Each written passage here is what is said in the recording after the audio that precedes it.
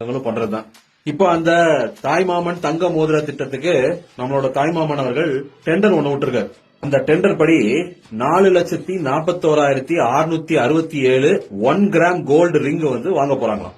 மொத்த டெண்டரோட காஸ்ட், அதாவது ப்ராஜெக்டோட காஸ்ட் 755.83 கோடி.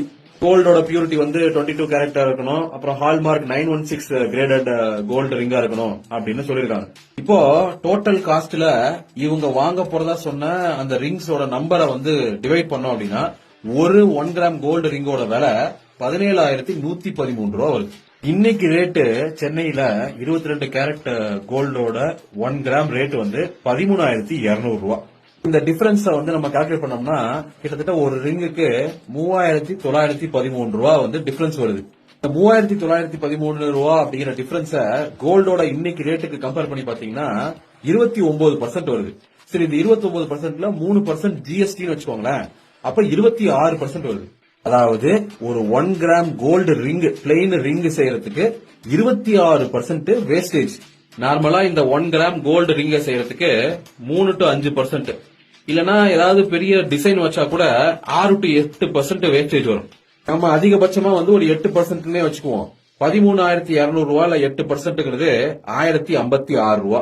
ஆனா இந்த டெண்டர்ல தான் 26% வேஸ்டேஜ் லட்டு மாதிரி எடுத்து கொடுக்குறாங்களே, அப்படி பார்த்தோம்னா 3,432 ரூபா வருது. இந்த ஆக்சுவல் வேஸ்டேஜுக்கும் டெண்டர்ல இவங்க கொடுத்திருக்கிற வேஸ்டேஜுக்கும் உள்ள டிஃபரன்ஸ இவங்க மொத்தமா வாங்க போற இந்த ரிங்ஸோட எண்ணிக்கை இருக்குல்ல, 4,41,667 ரிங்ஸ், அது கூட மல்டிப்ளை பண்ணோம் அப்படின்னா கிட்டத்தட்ட 100 கோடி ரூபா வருது. இந்த டெண்டர் எடுக்க போறவங்க ஜோய் ஆலுகாஸ் மட்டும் இந்த டெண்டரை வின் பண்ணுச்சுன்னு வச்சுக்கோங்களேன், கன்ஃபார்ம் பண்ணிடலாம். திரும்பவும் சொல்றேன், இவங்களோட ஊழலை எதிர்க்கிறது, அதை எக்ஸ்போஸ் பண்றது, அதெல்லாம் என்னோட அரசியலே கிடையாது. இவங்க இல்ல, நீங்க எல்லாம் நம்பிட்டு இருக்கிற கடவுளே இறங்கி வந்து இந்த சிஸ்டத்துக்குள்ள அரசியல் பண்ணணும், அரசாங்கம் நடத்தணும்னா ஊழல் பண்ணாமலாம் சஸ்டெயின் பண்ண முடியாது. கரப்ஷன் அப்படிங்கிறது சிஸ்டமிக் இஷ்யூ. அதுக்கு சிஸ்டமிக் ரிஃபார்ம்ஸ் மூலமா மட்டும்தான் அதை கண்ட்ரோல் பண்ண முடியுமே தவிர ஆட்களை மாத்திரனால கண்ட்ரோல் பண்ண முடியாதுங்கிறது தான் என்னோட அரசியலே. ஆனா நாங்கெல்லாம் தூய சக்தின்னு தயவு செஞ்சு சொல்லி துளையாதீங்க.